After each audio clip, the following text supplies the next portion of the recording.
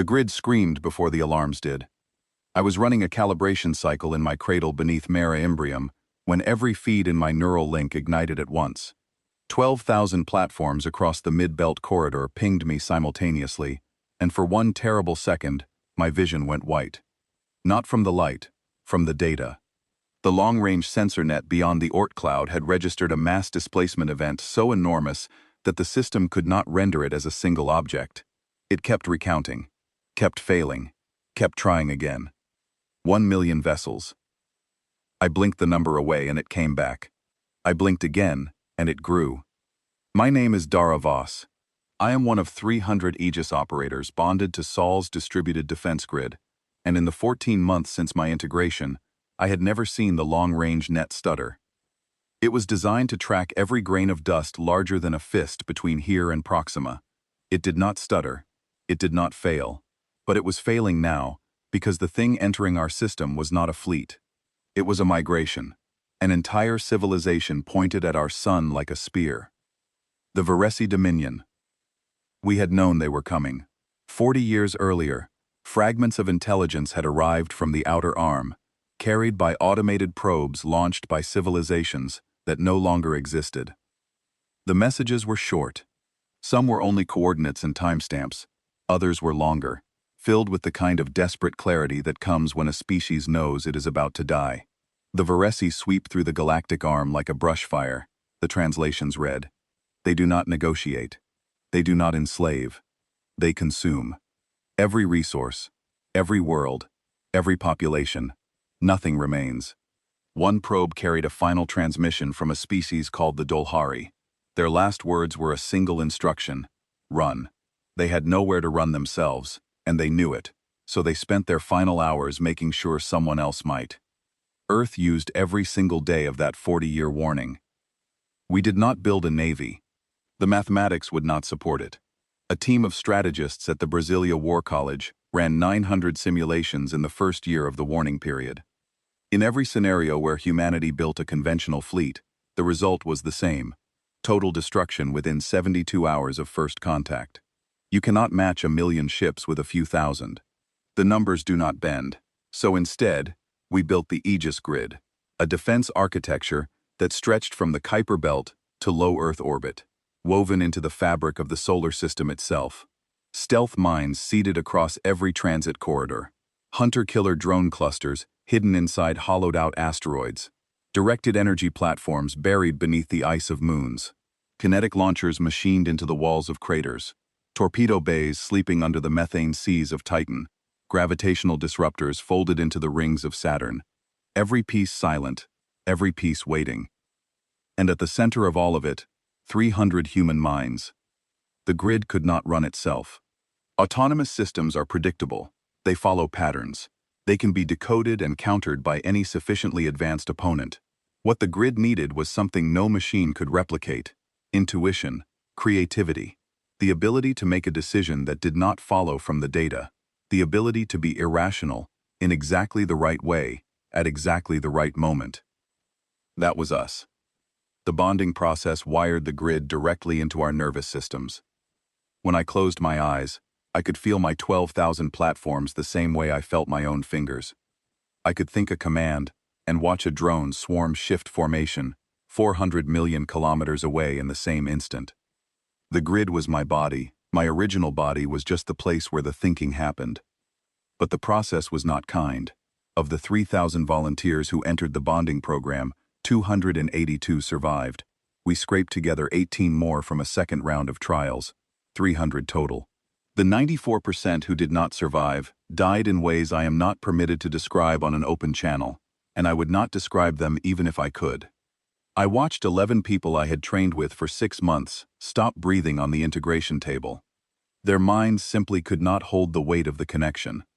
The grid poured in, and there was nothing left of the person underneath. There were no replacements.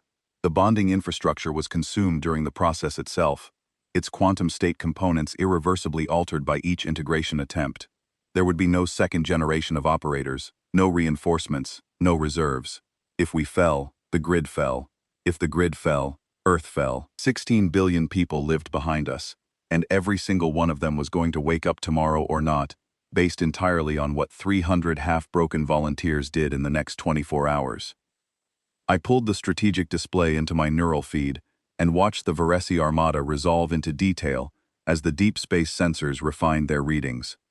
Carriers 3 kilometers long, gunships in tight formation clusters of 50, siege platforms the size of small moons dragging gravity wells behind them like anchors, world crackers sitting in the center of the formation, fat and dark and patient. I counted ship classes I had no names for. The probe data from the dead civilizations had given us silhouettes and energy signatures, but seeing them live was different. Seeing them live made my hands shake inside the cradle. Admiral Lien Casto's voice cut through the feed.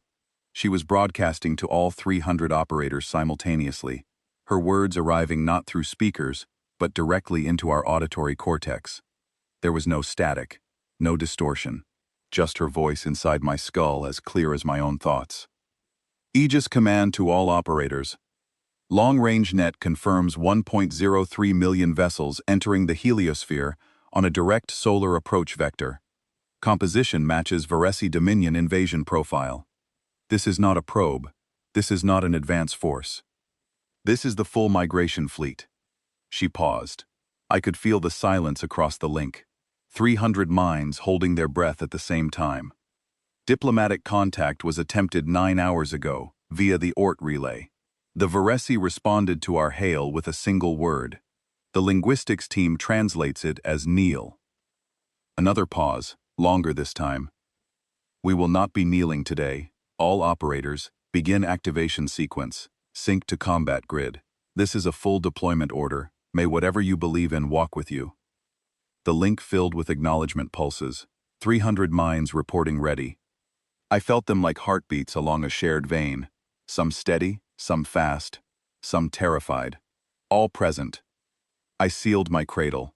The biometric locks engaged and the life support hood closed over my face, feeding me oxygen and stimulant compounds that would keep my brain running at peak capacity for as long as my body could hold. The cradle itself was a coffin made of reinforced carbon and shock-dampened steel, barely wide enough for my shoulders, buried under 40 meters of lunar regolith in a bunker designed to survive a direct nuclear strike. Tubes fed nutrients into my bloodstream. Sensors monitored every electrical impulse in my brain. A small readout above my head displayed my cognitive load in real time, and right now, it read 14%. Combat operations could push that past 90. I had been told that anything above 95 was fatal. I would not see natural light again until this was over, if it was ever over. I synced to combat grid and felt the weapons come alive. It is hard to describe what that feels like to someone who has never experienced it. Imagine waking up one morning and discovering that you have 12,000 new hands, and every single one of them is holding a weapon, and you can feel all of them at once. Imagine that those hands stretch across 400 million kilometers of empty space, and each one can kill a ship with a thought. Imagine the weight of that, the terrible, beautiful, crushing weight of knowing that you are not a person anymore. You are a weapons system that happens to have a heartbeat. My sector covered the mid-belt corridor and the Jupiter approach lane. To my left on the grid was Kai Odera, a former deep-sea welder from Lagos who held the Saturn corridor with the kind of calm patience that made the rest of us feel like amateurs. Kai had spent 15 years working at crush depth in the Gulf of Guinea, managing robotic cutting arms in zero visibility, while pressure tried to collapse his suit. He once told me that controlling 12,000 weapons platforms was easier than welding a pipeline joint at 3,000 meters in a current. I believed him. To my right was Petra Dahl, a retired concert cellist from Reykjavik whose reaction timing scores during integration had broken the testing software. The technicians had to recalibrate the equipment twice before they believed the numbers. Petra could process and execute 12 simultaneous engagement decisions in the time it took me to process 3. Beyond them, across every sector of the solar system, the other operators settled into their cradles and opened their minds to the grid. I could feel Nora Lindgren in the outer corridor, a former air traffic controller from Stockholm, who had once managed 600 aircraft simultaneously during a systems failure at Arlanda and walked away without losing a single plane. I could feel Connor Blake in the Neptune approach lane, 23 years old, former competitive drone racer, the youngest operator in the program, and the most aggressive. He vibrated with a nervous energy that bled through the link like a low hum. 300 mines, 300 sectors, 12,000 weapons per operator. 3.6 million platforms in total, spread across every cubic kilometer of contested space between the Kuiper Belt and the Moon. Against 1 million ships. I thought of my brother Corin. He lived in a small house outside of Perth with his wife Lila and their daughter Bea, who was 4 years old and had recently learned to count to 20. She liked to count everything: steps, birds, the number of times her father laughed at dinner. She had no idea that her aunt was lying in a metal box under the moon, with 12,000 weapons wired into her brain. She had no idea that 1 million ships were coming to end every count she would ever make. The first Varese echelon separated from the main body as it crossed Neptune's orbit. 40,000 ships in tight formation, moving fast, scanners sweeping ahead of them like fingers searching for tripwires. They were the probing force, the expendable edge designed to find the mines and map the defenses so the main body could navigate through safely. I watched them come. 40,000 contacts on my feed, each one tagged with an energy signature and a threat classification. Behind them, the rest of the armada hung in the dark like a second sky full of angry stars. I whispered the activation phrase. The grid came alive beneath my thoughts. Across the solar system, 3.6 million weapons platforms powered up simultaneously. And the Varese had no idea. They had conquered every civilization they had ever encountered. They had consumed entire species. They had crossed the galaxy, believing that nothing in their path could stop them because nothing ever had. They were about to learn what happens when a species has 40 years to prepare, nothing left to lose, and 300 people stubborn enough to let machines be wired into their skulls on the slim chance that human willpower could hold the line against the impossible. The echelon crossed the activation boundary. All 300 operators went hot. The outer kill corridor between Neptune and Uranus came alive like a jaw closing, and the Varese walked straight into its teeth. Connor Blake fired first. I felt his engagement pulse through the link before I saw the detonations on the sensor feed. He had been sitting in the Neptune approach lane with 6,000 hunter-killer drones hidden inside a cluster of dead Kuiper Belt objects, patient as a spider, and when the leading edge of the echelon crossed his activation threshold, he unleashed everything at once. No warning shots, no graduated response, just 6,000 drones converging on the formation from every angle simultaneously, each one carrying a shaped charge designed to punch through capital ship armor at contact range. The Varese echelon folded inward like paper crushed in a fist. 1,800 ships died in the first 90 seconds. Their shields meant nothing because the drones were already inside the formation before they detonated. The explosions did not bloom the way they do in simulations. In real space, without atmosphere, a ship dies in silence. The hull fractures, the atmosphere vents, the reactor containment fails, and the vessel becomes a brief, brilliant point of light that expands outward in a perfect sphere of superheated debris.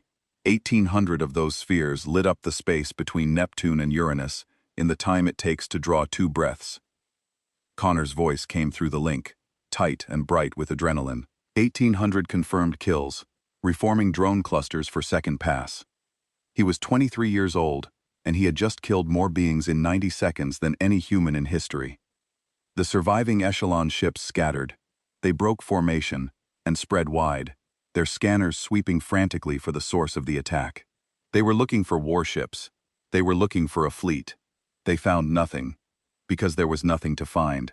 The drones had already dispersed back into the debris field, cold and silent, indistinguishable from the rocks around them. I could feel the confusion rippling through the Varese formation on the electromagnetic spectrum. Their communications spiked.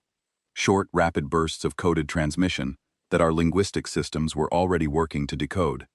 They did not understand what had just happened. Every civilization they had conquered before this had met them with visible fleets, with formations of crewed warships that could be identified, engaged and overwhelmed. Nobody had ever shot at them from what appeared to be empty space. Nora Lindgren activated her sector next.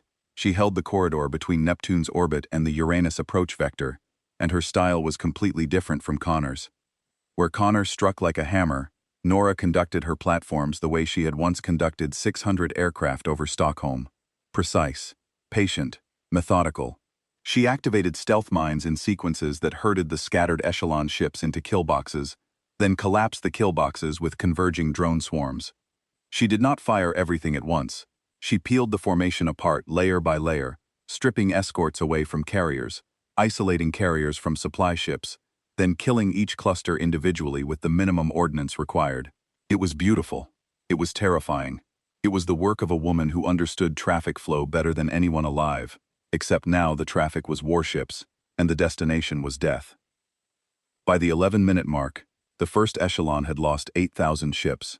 40,000 had entered the corridor, 32,000 survived, and they still had not located a single Aegis platform. I watched through my sector feeds as the echelon survivors regrouped. They were adapting. I could see it in their formation changes. They spread wider, extending their scanner coverage. They deployed specialized sweeper ships, small fast vessels loaded with active sensors that pulsed energy through the surrounding space looking for hidden platforms. They were learning. The Varesi learned fast. That was what had made them unbeatable for 1,000 years. They consumed civilizations not through blind aggression, but through rapid tactical adaptation. Every defense they encountered taught them something, and they applied those lessons within minutes. The sweeper ships began finding Connor's drone clusters. They pinpointed the thermal signatures of dormant platforms and fired on them before they could activate. Connor lost 400 drones in 3 minutes. "They're picking me apart," he said through the link. His voice was still steady, but the vibration underneath it had changed. The excitement was gone. What remained was focus. "Let them find the outer layer," Nora said. "I have 3 layers behind it." She did. We all did. The kill corridor between Neptune and Uranus was not a single line of defense. It was a depth chart. Every time the Varesi neutralized one layer of platforms, they advanced into the next. Every time they adapted to one attack pattern, they encountered a different one. Hunter-killer drones gave way to gravitational disruptors that warped space around ship formations and tore them apart from the inside. Gravitational disruptors gave way to stealth torpedo clusters that accelerated out of the dark at relativistic speeds and struck before any scanner could register their approach. The Varesi kept coming, they kept dying, and they kept learning. The main body of the Armada watched from beyond the corridor. I could see them on the long-range feed, 900,000 ships holding position, while the echelon bled and probed and died. They were waiting for the echelon to map the defenses. They were patient. They had done this 100 times before. Send the vanguard. Let them die. Learn from their deaths. Then send the main body through the mapped gaps. But this time, there were no gaps. Every sector was covered. Every corridor was laced with platforms. And every platform was being controlled by a human mind that could change its tactics on a whim, that could abandon a strategy and invent a new one mid-engagement, that could do the one thing no automated defense system ever could: surprise them. Petra Dahl had been silent on the link for 30 minutes. Her sector was deep, well behind the active engagement zone, positioned along the Saturn approach vector. She had 12,000 platforms, and she had not fired a single one. I pinged her through the link. Her cognitive load readout showed 42%. She was running calculations. "Petra," I said, "they are going to push past the first corridor in the next hour. What are you doing?" Her response came back not in words, but in a burst of tactical imagery. She was building something, a 3-dimensional web of drone positioning that covered her entire sector in overlapping fields of fire, so dense that a ship could not pass through any point without being engaged from at least 9 angles. She had been designing it since the first shot was fired, adjusting it in real time, based on the Varesi adaptive patterns she was observing through the link. She was not just planning a defense, she was planning a trap that accounted for how the Varesi would try to counter her defense before they had even seen it. The cellist from Reykjavik was composing a symphony of kill corridors, and every note was a dead ship. The Varesi Fleet Command made its decision. The echelon had lost 12,000 ships. It had mapped some of the outer platforms, but not all. The main body was tired of waiting. I watched on the sensor feed as the formation began to shift. The 900,000 ships that had been holding position started to move. Not in echelons, not in waves. All of them, at once. 200,000 ships poured inward, along the primary approach vector. Another 200,000 split wide and came in along the ecliptic plane from above. A third group dove below the plane and pushed through the scattered debris of the Kuiper belt. The remaining 300,000 held the center, driving straight for the sun in a column so dense it looked like a solid wall on the sensor display. They were not probing anymore.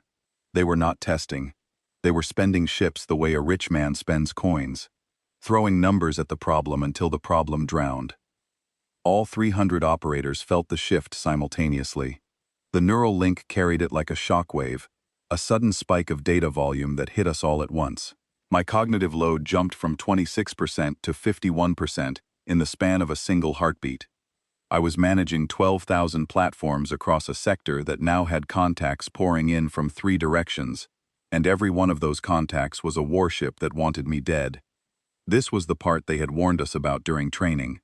The human brain can process an extraordinary amount of information when augmented by the neural link, but there is a ceiling. The body cannot sustain that level of cognitive output indefinitely. After the first hour of high-intensity operation, neural bleed begins. The blood vessels in the brain start to strain. Micro-seizures fire in the temporal lobe. The operator begins to lose fine motor control in their physical body because the brain is redirecting all available resources to the grid interface. I felt the first nosebleed 20 minutes after the full advance began. A thin trickle of warmth down my upper lip that the cradle's medical system wiped away automatically. Then a headache that started behind my left eye and spread across my skull like a crack in glass. Then a twitch in my right hand that I could not stop.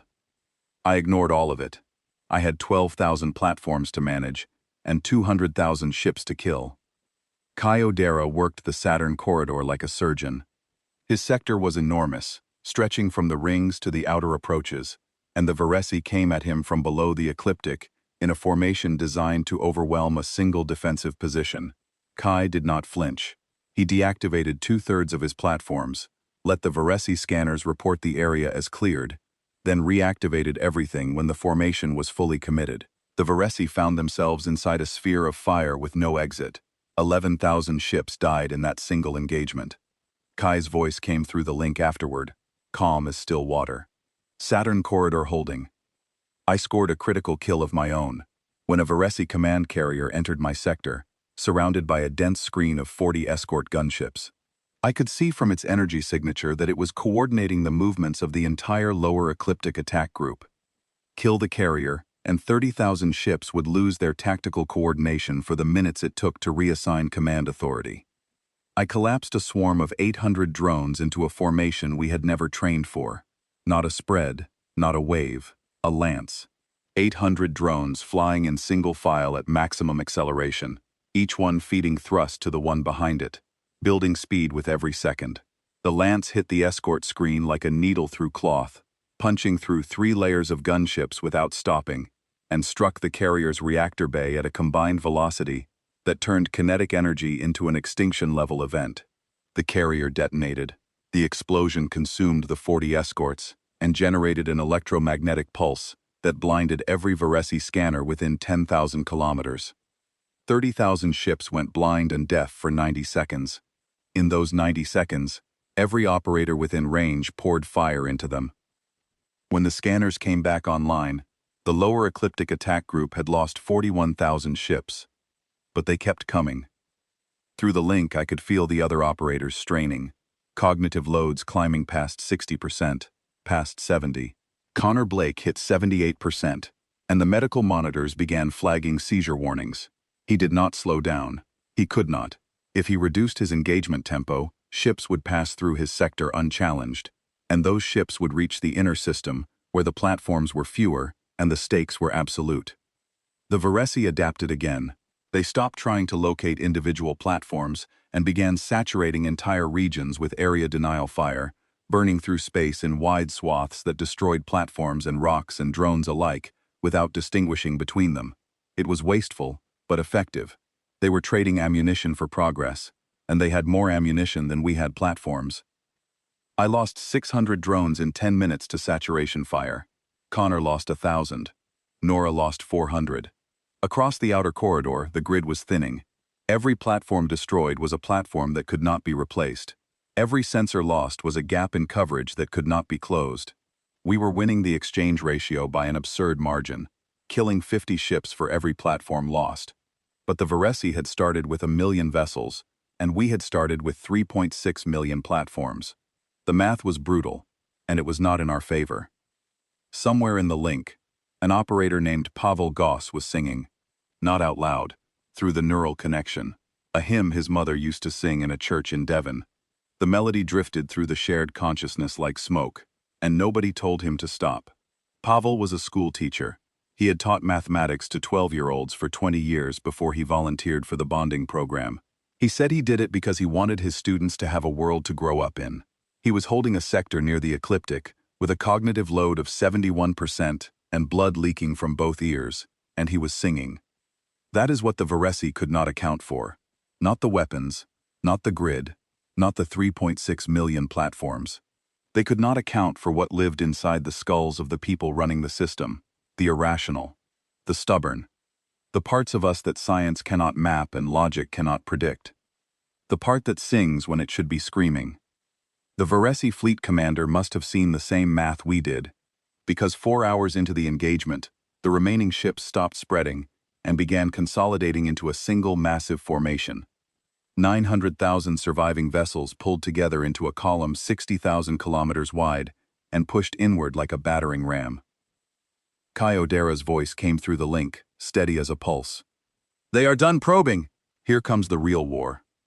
I watched the column approach on my feed and felt the other operators brace around me, 300 minds tightening like fingers around a rope.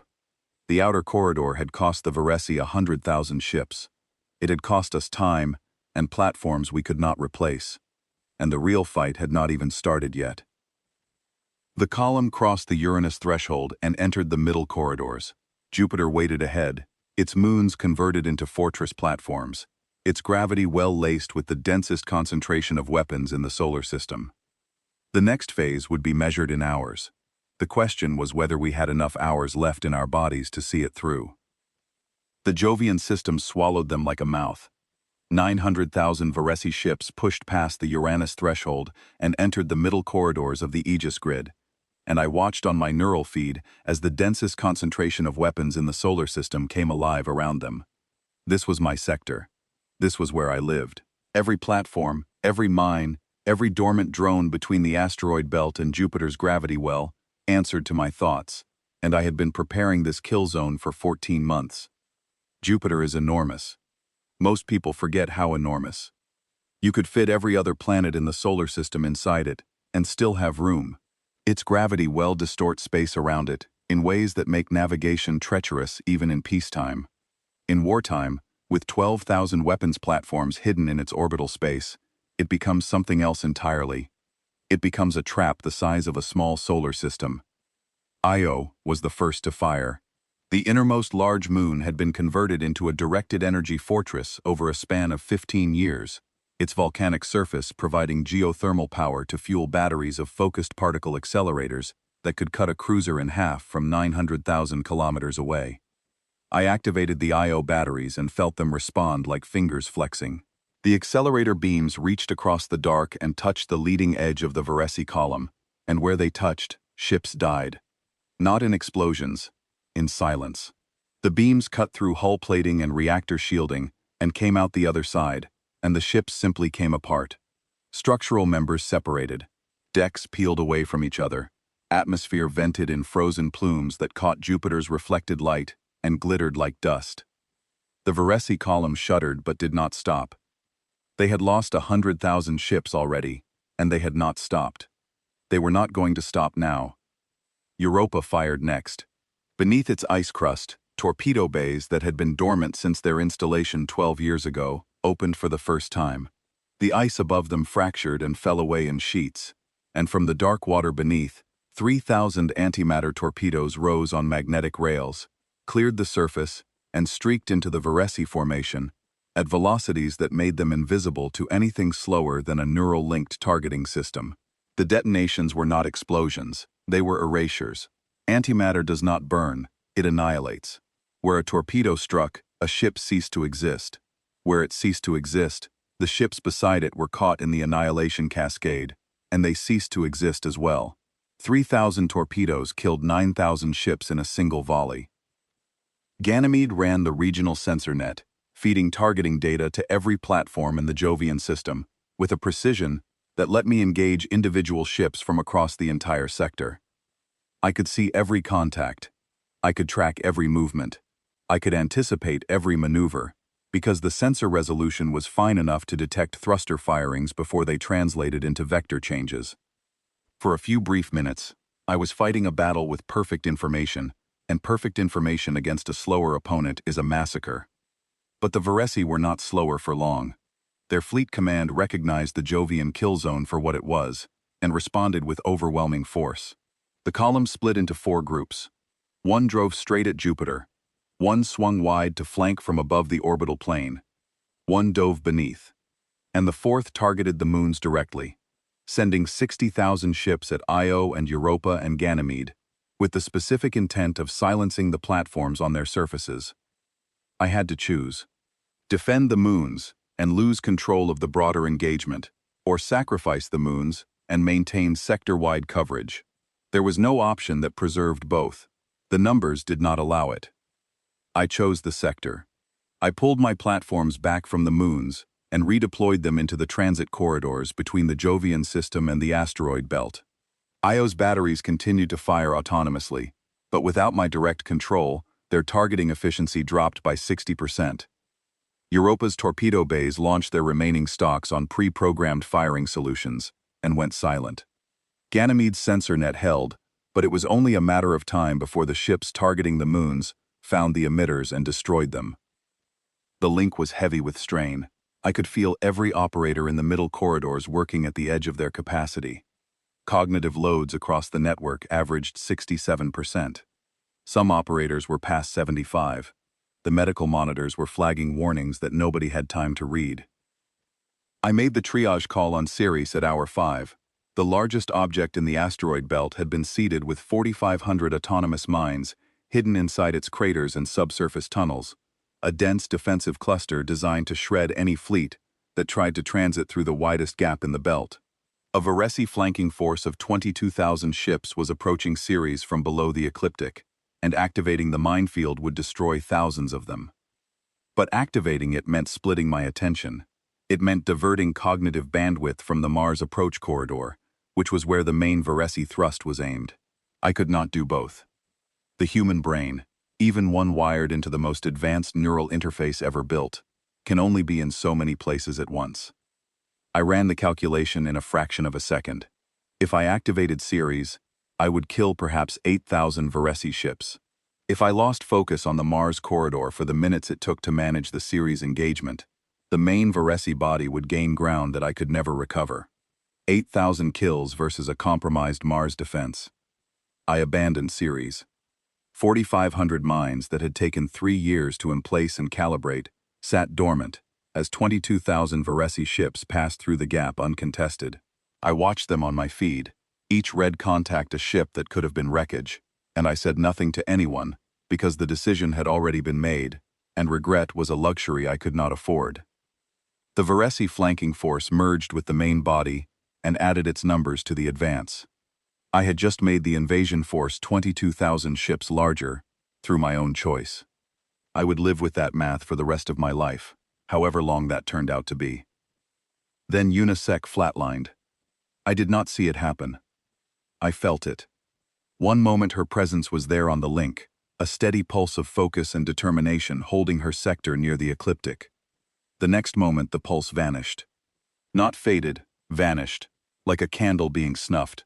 Her cognitive load readout spiked to 100% for a fraction of a second, and then dropped to 0, and 12,000 platforms in her sector went dark simultaneously. The medical log reported cause of death as massive cerebral hemorrhage. She had been managing a cascading failure across 6,000 platforms when a Varesi saturation strike took out a cluster of relay nodes in her sector. The sudden loss of connectivity created a feedback surge in her neural link. Her brain tried to compensate. It could not. The blood vessels in her frontal lobe ruptured, and she was dead before the medical system could intervene. She was 38 years old. She had been a marine biologist before the bonding program. She had studied whale communication for her doctoral thesis, and the review board that approved her for integration said her ability to process complex audio patterns across multiple channels simultaneously made her a natural for the grid interface. She was one of the highest scoring operators in the program. Now she was gone, and her sector was dark, and the Varesi were already pushing through the gap she left behind. All operators, absorb Sector 19, Admiral Casto ordered. Redistribute load. Close the gap. We tried. The operators adjacent to Yuna's sector reached into the dark platforms and pulled them back online, dividing her 12,000 weapons among themselves. But each of those operators was already running their own full sector. Adding another 1,000 platforms to an operator already managing 12,000 was like asking someone carrying a heavy pack to pick up another stone. They could do it. It would hurt. It would bring them closer to the edge. My cognitive load climbed to 71%. I felt the headache spread. The nosebleed returned, heavier this time. The twitch in my right hand became a tremor that extended up to my elbow. Pavel Goss flatlined 11 minutes after Yuna. Then Marin Cho, the youngest operator in the program at 21, suffered a seizure so violent that it cracked 2 of her vertebrae. She survived, but her neural link shut down to protect what remained of her brain function. She was alive, but no longer connected. Her sector went dark. 3 operators down, 297 remained, and the Varesi were not slowing. The weight of the dead operators settled across the link like a cold fog. Each of us absorbed it differently. Some operators burned hotter, fighting with a fury that spiked their cognitive loads into dangerous territory. Others pulled inward, conserving energy, trading aggression for endurance. I felt both impulses warring inside me. The urge to fight harder for Yuna and Pavel and Marin.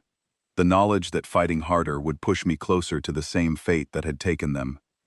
In the microsecond pauses between engagements, when my conscious mind surfaced from the flood of combat data like a swimmer breaking through dark water, I thought about Corin, my brother, 31 years old, a carpenter who built furniture by hand because he said machines made things too perfect, and perfection was boring. His wife Lila taught primary school in Perth. Their daughter B was 4 and had recently learned to ride a bicycle without training wheels. Corin had sent me a video of her first solo ride 3 weeks before I entered the cradle. B was pedaling furiously down the driveway, her face split into a grin so wide it looked like it might fall off, and Corin was running behind her with his arms outstretched, even though she did not need him anymore. 16 billion people lived on Earth. I could not hold that number in my mind. Nobody can. But I could hold Bia on her bicycle, and Corin running behind her with his arms open, and when the pain in my skull became a blade and my vision narrowed to a tunnel, I held onto that image, and I did not let go. I fought the Jovian engagement on instinct. My conscious mind managed macro strategy, while something deeper, something the integration process had unlocked at the base of my brainstem, handled the individual engagements. I would become aware that I had killed a Varesi gunship only after it was already debris. I would realize I had redirected a drone swarm only after the swarm was already in position. It was like watching my own hands move without commanding them. The split brain technique that only Aegis operators could perform, and it felt like being 2 people at once, one thinking and one fighting, and the wall between them getting thinner every minute. The Varesi pushed through the Jovian system in 5 hours. 5 hours of constant combat, at a tempo that would have killed an unaugmented human brain in 30 minutes. By the time the leading elements cleared Jupiter's gravity well and entered the asteroid belt, I had killed 31,000 ships with my sector's platforms. Across the Jovian line, the operators had killed close to 200,000. The Varesi armada was down to roughly 600,000 ships. 600,000. Still an overwhelming force. Still more than enough to end humanity if they reached Earth. But they had entered Sol with 1 million, and they had left behind 400,000 wrecks scattered between Neptune and Jupiter, and for the first time in their long history of conquest, they were beginning to understand what that meant. A captured communication from the Varesi fleet commander was decoded by the linguistics team and relayed through the link. The translation was imperfect, but the meaning was clear. The fleet commander was demanding an explanation from the Varesi intelligence service. Their pre-invasion analysis had concluded that humanity possessed no military capability, no navy, no orbital defense stations, no armed vessels of any kind. The sensor sweeps conducted from outside the heliosphere had shown a species confined to a single world, with minor colonies on its nearest neighbors. Primitive, soft, easy. The fleet commander wanted to know what was killing his ships. He could see the platforms now, could see the drones, could detect the mines and torpedoes, but he could not understand how they operated. Autonomous weapons were predictable. He had fought autonomous defenses before. They followed patterns, they repeated tactics. They could be modeled and countered. These weapons did none of those things. They adapted, they improvised, they did things that no automated system should be able to do. He had begun to suspect that humanity was hiding a crewed fleet somewhere in the system, that the platforms were merely screens for capital ships, with living crews, that were directing the defense from hidden positions. He ordered 3 task forces to search for these phantom warships, diverting 60,000 ships from the main advance to sweep behind moons and inside asteroid clusters looking for human vessels. They would never find them. There were no vessels, there was no fleet. There were only 300 people in cradles, bleeding from their noses and ears, holding the line with nothing but their thoughts and their refusal to break. I felt something shift on the link during the search. Not data, not a tactical update. Something emotional. A pulse of grim amusement that rippled through all 297 surviving operators simultaneously. We were inside the enemy's decision loop. We were in their heads. A million-year-old conquering civilization had encountered something it could not understand, and it was making mistakes because of that confusion. For the first time since the engagement began, I allowed myself to think the word that none of us had spoken aloud. Winning. Not won. Not safe. But the trajectory was bending. The Varesi were dying faster than we were losing platforms. Their tactical adaptation was being outpaced by our creativity. Their numbers were enormous but finite, and every ship we killed was a ship they could not replace, because their entire civilization was in this system. This was not a military expedition that could be reinforced from home. This was the migration fleet. Everything they had was here. Then the Jovian line broke. The Varesi main body punched through the asteroid belt in 3 simultaneous columns, overwhelming the remaining platforms with concentrated firepower that turned the belt into a graveyard of shattered drones and burning rock. They lost another 50,000 ships doing it, but 650,000 pushed through. I felt the grid thinning around me like fabric being pulled apart at the seams. Platforms that I had controlled for 14 months went dark one by one, and each one left a gap that could not be closed. The inner solar system lay open ahead of them. Mars was next. Mars and the ring of defenses that protected the narrow corridor between the red planet and Earth. Behind that corridor was Luna. Behind Luna was Earth. Behind Earth was everything. I counted the operators still connected to the grid.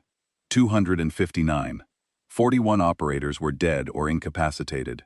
Each survivor was now managing far more than their designed capacity, running platforms that had belonged to the fallen, stretching their neural links until the connections screamed with static, and the medical monitors painted their readouts in red. The distribution of the dead was not random. It followed a pattern that the medical team would later call the dedication curve. The operators who cared most, who fought hardest, who refused to let a single ship pass through their sectors without resistance, they were the ones who burned out first. The ones who held back, who accepted losses in their corridors to preserve their cognitive reserves. They lasted longer, but contributed less. There was no right answer. The grid needed both the fire and the patience, and both had a cost. I had lost 2 operators from my section of the link in the past hour. Their platforms had been redistributed to me, and to the operators flanking my sector. My original 12,000 had grown to 15,200. Each additional platform was a stone added to a pile that my brain was already struggling to carry. My cognitive load read 79%. The headache had become a permanent fixture. My vision blurred at the edges. I could taste copper in the back of my throat. The medical system was injecting neural stabilizers into my bloodstream every 4 minutes, and each injection bought me a few degrees of clarity before the fog closed back in.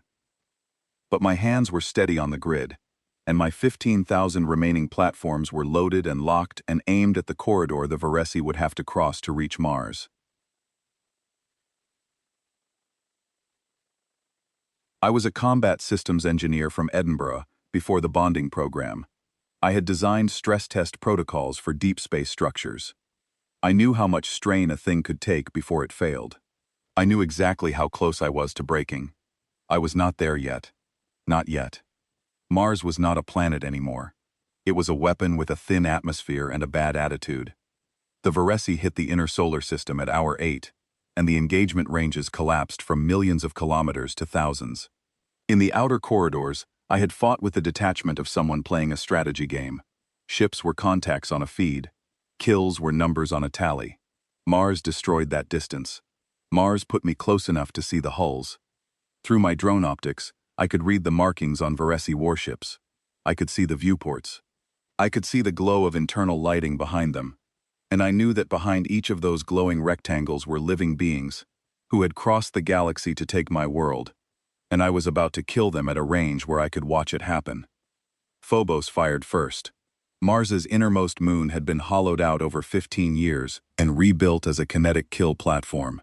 Electromagnetic launch rails lined its interior like the chambers of a revolver, each one capable of accelerating a tungsten penetrator to 4% of light speed.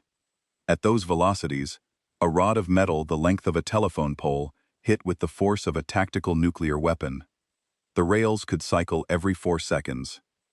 The first salvo punched through the leading edge of the Varesi formation like thrown needles. Each impact was a flare of light and a spray of molten alloy that expanded outward in frozen geometric patterns. 12 ships died in the first volley. Then 12 more. Then 12 more. Phobos fired continuously, the rails cycling with mechanical precision, and the Varesi vanguard melted under the barrage. Deimos opened up 2 seconds later from the opposite side of Mars's orbital plane. The crossfire between the two moons created a kill zone that spanned 100,000 kilometers. Ships that dodged Phobos rods flew into Deimos rods. Ships that tried to decelerate were hit by both. The vanguard formation shattered. 11,000 ships became debris in 3 minutes. But the Varesi had learned from Io. Fixed positions could be silenced. A strike force of 1,500 ships broke from the main body and drove straight for Phobos, ignoring the rail fire, accepting catastrophic losses for the chance to close to weapons range. I threw Wolfpack drones at them. The Wolfpacks were small, fast, and vicious, designed to slip inside a formation and detonate antimatter charges against hull plates.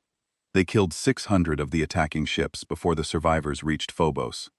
900 Varesi warships opened fire on Phobos at point-blank range. The moon's surface rippled under the bombardment. Launch rails buckled. Power conduits ruptured. In 45 seconds, Phobos went from a kinetic fortress to a cratered ruin. Its last salvo fired as its main power grid failed, and the 3 rods it launched killed 9 ships on their way out. A final act of defiance from a weapon that had served its purpose. Deimos followed 17 minutes later. I used every second of those 17 minutes, directing the smaller moon's fire with the precision of a scalpel, targeting the command ships and heavy carriers that would be hardest to replace. Deimos killed 4,000 ships before the Varesi silenced it. Both moons dark, 2 pillars of the Mars defense, built over a decade and a half, destroyed in less than half an hour. I still had the Martian surface. Pop-up laser batteries hidden beneath the regolith, activated across the planet's surface. Thousands of them, buried in crater walls and canyon floors, and the sides of ancient riverbeds, they fired at Varesi ships in low orbit, retracted below the surface, relocated through underground tunnel systems, and popped up somewhere else to fire again. Each battery was weak by itself, barely enough to score hull armor. But there were thousands of them, and they never stayed in the same place twice, and the Varesi could not silence them without bombarding the entire planet's surface 1 grid square at a time. They tried. They turned their siege weapons on Mars and began burning the regolith away in systematic strips, glassing the surface to kill the batteries underneath. I felt my batteries die one by one, each loss a gap in the web of harassment fire that kept the Varesi off balance. But for every battery they killed, the ships performing the bombardment had to drop into low orbit, and in low orbit, They were vulnerable to the Wolfpack drones I had positioned in the orbital debris lanes. I traded batteries for ships at a ratio of 5-to-1. It was not enough to stop them, but it was enough to slow them, and time was the one currency I could not afford to waste. The Varesi adapted to the pop-up batteries by deploying ground-scanning ships that mapped the tunnel networks from orbit and predicted where the batteries would emerge next. Within an hour, they were firing on emergence points before the batteries even activated. I countered by programming the batteries to use decoy tunnels, sending false thermal signatures through abandoned routes, while the real batteries fired from positions the scanners had already cleared. The cat-and-mouse game consumed cognitive bandwidth I could barely spare, but it kept the surface defenses alive for 2 additional hours that the Varesi could not afford to give me. Between the surface and orbit, the Mars corridor became a layered killing ground. Railgun platforms hidden in the Martian orbital debris fired at extreme angles, using the planet's gravity well to bend their trajectories onto targets that had no line of sight to the launch point. Torpedo clusters concealed inside decommissioned satellites activated and launched volleys at point-blank range before the Varesi could identify them. Everything I had seeded into this corridor over 14 months of preparation was firing now, and the Varesi were paying for every kilometer of progress in blood. But they paid it. They always paid it. The Varesi doctrine was simple, and it had worked for 1,000 years. Accept losses, maintain momentum, overwhelm through mass. They lost ships at rates that would have broken any other military in history, and they kept coming because they always had more ships than the defenders had weapons. Operator attrition was accelerating. The sustained close-range combat was burning through us, faster than the outer engagements had. This was not the distant, chess-like warfare of the Neptune corridor. This was immediate, visceral. Every kill registered not as a data point, but as a flash of light through my drone optics, a ship coming apart close enough that I could see the debris tumble. The emotional weight of it accumulated with every minute, and the neural link did not filter emotions. It amplified them. Petra Dahl went down at hour 11. I felt it happen the way you feel a bone break. A sharp spike on the link, then silence. Her cognitive load readout peaked at 97%, and then dropped to 0. Not a gradual decline. A cliff edge. The fastest operator in the program, the woman whose reflexes had broken the testing software, hit a wall that speed could not overcome. The medical report came through 90 seconds later. Deep coma. Significant neural hemorrhaging in both hemispheres. Status critical. Prognosis uncertain. She was alive, but her mind was somewhere the medical team could not reach, and her 20,000 platforms were suddenly orphaned. 20,000 platforms. One operator's full load, plus the redistributed platforms of 3 dead operators she had been carrying since the Jovian engagement. That was the weight Petra had been bearing, and it had finally crushed her. Kyodera absorbed it. I wanted to scream at him through the link. I wanted to tell him that he was already carrying 2 sectors, that his cognitive load was already at 84%, that adding Petra's 20,000 platforms to his existing load was a death sentence, and he knew it. But I said nothing, because there was no one else. Every operator on the grid was already past their design limits. Every neural link was already strained to the point of breaking. There was no slack left in the system. There was no reserve capacity to draw on. There was only the operators who were still conscious, and the platforms that needed minds to run them. Kai took Petra's load, and his cognitive readout climbed past 90%. His medical telemetry turned red across every metric. Heart rate 173, blood pressure in stroke territory, neural activity so far above baseline that the monitoring software flagged it as a hardware malfunction and attempted to recalibrate. His body was failing, his brain was overheating, and he held the line. He held the line because 31 years ago, a boy in Lagos had watched his neighborhood flood for the 3rd time in a year and decided that if the world was going to keep trying to kill the people he loved, he was going to learn how to hold things together under pressure. Deep-sea welding was practice. The Aegis grid was the real test. I reached the decision point at hour 12. The Varesi were pushing past Mars. Their losses in the Mars corridor exceeded 60,000 ships, but their main body was still intact, still driving inward, and there was almost nothing between them and the Luna perimeter except open space. and the 40,000 Wolfpack drones I had held in reserve since the beginning of the engagement. Committing the reserves would stop the advance. It would buy us hours, but it would leave nothing between the Varesi and Earth's final defensive ring. If the reserves were spent, and the Varesi broke through the Luna perimeter anyway, there would be no second chance. No hidden ace. No backup plan. I committed everything. The 40,000 Wolfpack drones launched from concealment points scattered across the space between Mars and Earth. They converged on the leading edge of the Varesi advance in a coordinated swarm that covered 200,000 cubic kilometers of space, each drone seeking the nearest enemy hull, with single-minded purpose. The engagement lasted 4 minutes. 4 minutes of the most concentrated violence the solar system had ever witnessed. The Wolfpacks hit the Varesi vanguard from every direction simultaneously, slipping past point defense fire with movements so erratic that no targeting system could track them, attaching to hulls, and detonating their antimatter charges at contact range. Each detonation was a small sun that consumed the target ship and damaged everything within a kilometer. 60,000 Varesi ships died in 4 minutes. The vanguard did not retreat. It ceased to exist. The entire front of the Varesi advance evaporated, replaced by an expanding cloud of debris and radiation so dense that the ships behind it had to stop or be destroyed by the wreckage of their own fleet. And then the reserves were gone, and the silence on the link was the sound of 300 human minds realizing that they had played their last card. The debris field from the Wolfpack engagement was so dense that the Varesi main body had to halt for 47 minutes while their forward elements cleared a path through the wreckage. 47 minutes. In the outer corridors, time had moved in hours. Here, in the inner system, 47 minutes felt like a lifetime. I used every second of it. I repositioned my remaining platforms. I redistributed drone assets from sectors that had already been cleared. I pulled autonomous turrets from the far side of Mars's orbit and staged them along the Luna approach corridor, building one last thin screen of defense from scraps and leftovers. The other surviving operators did the same. I could feel them on the link, each one working in their own sector, stitching together improvised defenses from whatever they had left. Nobody spoke. Nobody needed to. We all knew what was coming, and we all knew that what we were building would not be enough to stop it. We were buying minutes, buying time for the Luna perimeter to power up its heaviest weapons, buying time for the antimatter silos to complete their arming sequences, buying time because buying time was all we had left to sell. 187 operators remained. Every one of us was bleeding. Every one of us was past the cognitive load threshold that the designers had marked as the boundary of survivable operation.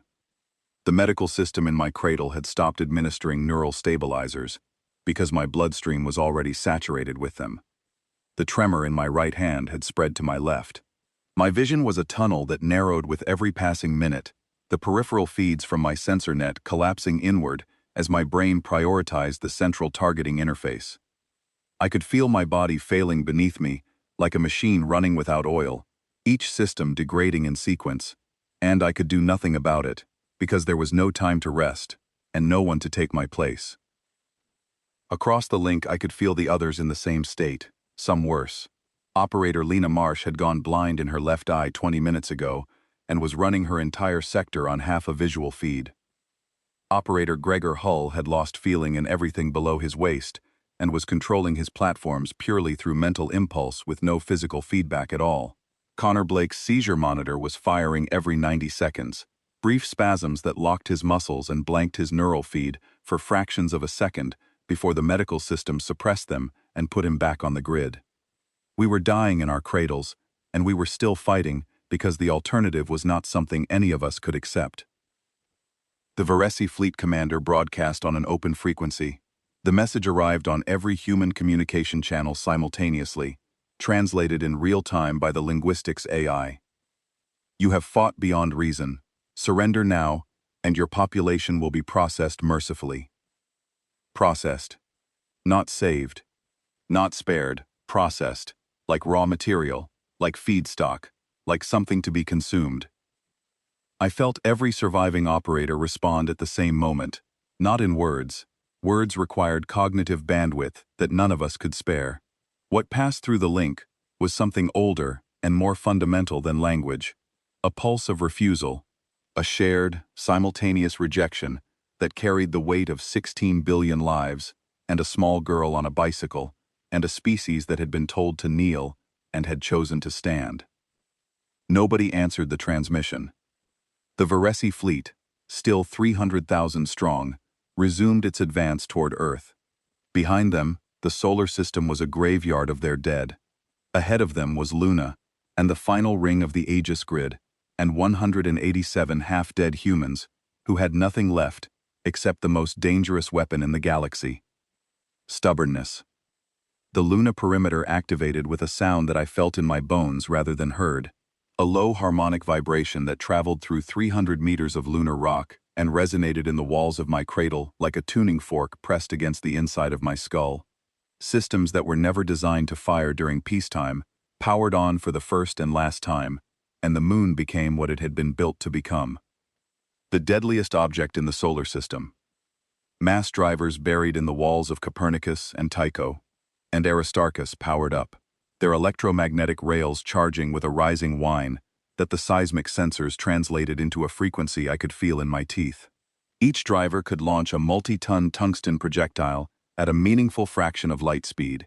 Each projectile hit with the force of a small asteroid impact. The drivers could cycle every 6 seconds.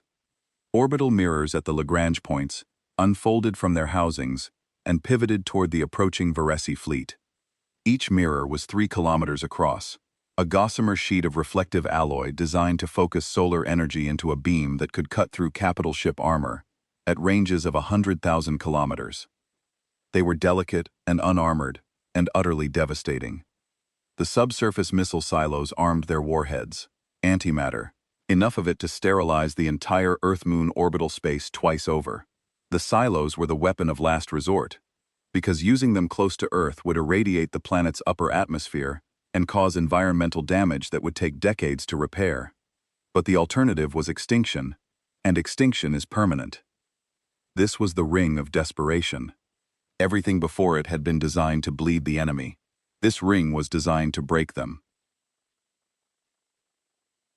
The Varesi came in a column, 300,000 ships packed into a formation so dense that my sensor net could not distinguish individual contacts at the edges. They had abandoned all tactical subtlety. No probing, no flanking, no scanner sweeper ships or graduated approaches. They were driving straight for Earth with everything they had left, accepting that the forward ships would die so that the rear ships could close the distance. I opened fire. The Copernicus mass driver spoke first. A tungsten slug the size of a small car launched from the crater wall at velocities that made it briefly visible as a streak of superheated plasma. It crossed the distance to the Varesi column in seconds and struck a heavy carrier near the formation's leading edge. The impact produced a sphere of light and force that consumed the carrier and everything within 2 kilometers of it. Ships around the impact point tumbled away, their hulls warped and cracked by the shockwave. Tycho fired 2 seconds later, then Aristarchus, then the secondary drivers in smaller craters across the near side of the moon. The barrage was continuous, each driver cycling every 6 seconds, and the Varesi column walked into a wall of kinetic fire that killed ships at a rate of 30 per minute. The orbital mirrors engaged. They were invisible weapons. Light has no color in vacuum, no visible beam. The mirrors simply focused the sun's energy onto a point, and at that point, the temperature rose past what any material could survive. Varesi ships caught in the focal zone did not explode. They melted. Hull plates sagged like heated plastic. Internal atmospheres superheated and blew through the softened seams. Reactor containment failed as shielding warped. Ships died in clusters, each destroyed vessel radiating enough thermal energy to damage its neighbors, cascading outward in waves of destruction that the Varesi formation could not escape, because they were packed too tightly to maneuver. I coordinated the final assets from Europa's torpedo bays. The last of the antimatter warheads, launched on trajectories I had been calculating for hours, threading through gaps in the Varesi formation that existed for seconds before closing. 7 warheads reached their targets. 7 carriers died in annihilation flashes that burned afterimages into my sensor feeds. 40,000 Varesi ships died in the first 90 minutes of the Luna engagement. They were still coming. 143 operators remained on the grid. The rest were dead or in comas. Each survivor was operating so far beyond design specifications that the monitoring software had given up generating warnings and was simply recording data for whatever post-mortem analysis might eventually take place. My cognitive load read 92%. The boundary between survivable operation and fatal overload was 95. I had 3 percentage points of margin, and the Varesi were still 300,000 strong, minus the 40,000 I had just killed, and the battle was not over. The Varesi adapted one final time. They identified the mass drivers and the orbital mirrors as the primary threats and dedicated strike groups to destroying them. The same tactic they had used against Io, against Phobos, against every fixed position they had encountered. Sacrifice ships to close the distance. Accept losses. Silence the guns. A strike wave of 800 ships drove straight at Copernicus crater. The mass driver killed 200 of them on the way in. The remaining 600 reached the crater rim and opened fire at point-blank range, pouring energy into the crater walls until the rock glowed and the launch rails melted, and the driver went silent. Copernicus was gone. Tycho held longer.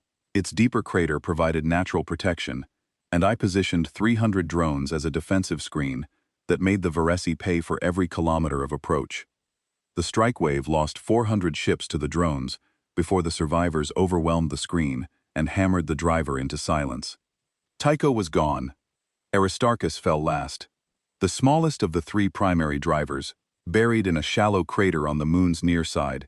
It fired continuously until a Varesi torpedo struck the charging capacitor, and the resulting explosion collapsed the crater wall over the launch rail.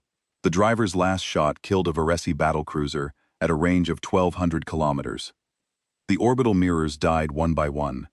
Each mirror was a kilometers-wide target with no armor and no weapons. I defended them with drones, but my drone reserves were almost gone. The first mirror fell when a kamikaze ship flew straight into it at full acceleration, tearing through the reflective membrane and sending it spinning into fragments. The second was taken out by concentrated fire from a destroyer group. The third, fourth, and fifth followed in quick succession. 3 operators died when their cradle bunkers took direct hits from orbital bombardment. The Varesi had found us. They had identified the cradle locations as military targets and were deliberately firing on the lunar subsurface installations. Whether they understood that they were killing the mines behind the defense, I could not tell. But the effect was devastating. Each lost operator meant more platforms orphaned, more load for the survivors, more weight on brains that were already collapsing under the strain. I was breaking. I could feel it happening, the way you feel ice cracking beneath your feet. Not all at once, in stages. My left hand had stopped responding. My vision was a shrinking circle that narrowed with each passing minute. The pain in my skull had evolved beyond anything I had language for and had become a kind of white silence, so constant and overwhelming that my brain had stopped registering it as sensation. I made the choice that every operator had been warned never to make. Full dissolution. The Aegis training program described it as a terminal cognitive state in which the boundary between the operator's consciousness and the grid's network architecture ceases to exist. In full dissolution, you do not control the grid. You become the grid. Every platform is your body, every sensor is your eye, every weapon is a thought, expressed in metal and fire. No operator had ever returned from full dissolution in testing. The neural pathways that define individual identity are overwritten by the network architecture, and what remains is neither human nor machine, but something between that can fight with extraordinary effectiveness for a brief period before the biological hardware fails completely. I dissolved. The boundary vanished, and I poured into the grid like water into a river. I was no longer in my cradle. I was the drones screaming through the Varesi formation. I was the sensors painting targets across the battle space. I was the last missiles launching from lunar silos, and the last railgun slugs accelerating through electromagnetic coils, and the last orbital mirror pivoting its dying beam onto a command ship's reactor bay. One by one, across the link, I felt the other surviving operators do the same. There was no order, no discussion, just a shared recognition that we were past the point where human limitations mattered, past the point where our own survival was relevant. We dissolved because it was the only way to fight hard enough to win. 143 minds became one mind. That mind became the grid. The grid became a predator. The engagement tempo quadrupled. Kill rates spiked beyond anything the monitoring systems had ever recorded. Drones executed maneuvers that violated their own guidance parameters, using the collective processing power of 100 human brains to calculate trajectories that no individual mind could have conceived. The defense changed character. It was no longer strategic, it was hunting. The Varesi lost 100,000 ships in the next 3 hours. Their fleet cohesion shattered. Individual captains broke formation. Rear elements decelerated. The geometric precision that had characterized their movements since the heliosphere dissolved into a panicked swarm. Then Kai Odera did the thing that I will carry with me for as long as whatever is left of my mind continues to function. Kai had been in full dissolution longer than anyone. His individual presence on the link had disappeared entirely. He was not Kai anymore. He was a sector of the defense grid that remembered being a welder from Lagos. But somewhere inside that merger, something human survived. Some fragment of the man who had laughed after surviving the bonding process and said he had felt worse hangovers. That fragment made a choice. He reversed his neural link. The bonding process created a two-way connection. Information flows from the grid to the operator, and from the operator to the grid. Under normal conditions, the flow is balanced. What Kai did was channel every remaining scrap of his neural energy into the grid in a single massive command pulse. The pulse radiated outward at the speed of light, activating every dormant platform in the outer solar system simultaneously. Thousands of mines, drone clusters, and weapons systems that had been abandoned during the earlier phases of the battle spun up and began targeting the nearest Varesi contacts. It was a suicide play. The energy required to generate that pulse burned out Kai's neural pathways instantly and completely. His telemetry flatlined, not the gradual fade of neural collapse, the sharp, clean cessation of a mind that had spent itself in a single act of will. Kai Odera was gone. But the solar system was alive with his last command. The Varesi found themselves being hit from behind. Platforms they had destroyed hours ago were firing again. Mines they had cleared were detonating. Drone swarms emerged from the debris fields of the outer engagements and harried their rear elements with the relentless persistence of systems following their final instructions. The ghost swarm was not large enough to destroy the fleet, but it did not need to be. It only needed to create the impression that the defenses were infinite, that no matter how many weapons the Varesi destroyed, more would appear behind them. Combined with the predatory intensity of the Luna defense and the catastrophic losses they had sustained over 19 hours of continuous combat, the ghost swarm was the weight that broke them. The Varesi fleet shattered. It started at the rear, where the ghost swarm was hitting hardest. Ships that had been pressing forward suddenly reversed course and began accelerating outward. The behavior spread through the fleet like fractures through stressed glass. Each retreating ship encouraged the ships around it to retreat. Captains who had maintained formation for 19 hours of relentless assault finally broke, not from cowardice, from mathematics. They had entered Sol expecting to lose perhaps 10% of their fleet, the standard cost of conquest based on 1,000 previous campaigns. They had lost over 80%. The math no longer supported advance. The math demanded retreat, and the math was louder than any order their fleet commander could give. The center held for another 40 minutes, the command ships surrounded by their thinning escort rings, still pushing toward Earth. But when the escorts broke, the command ships were exposed. The Voice of Consumption's flagship took a direct hit from the last functional mass driver in Aristarchus.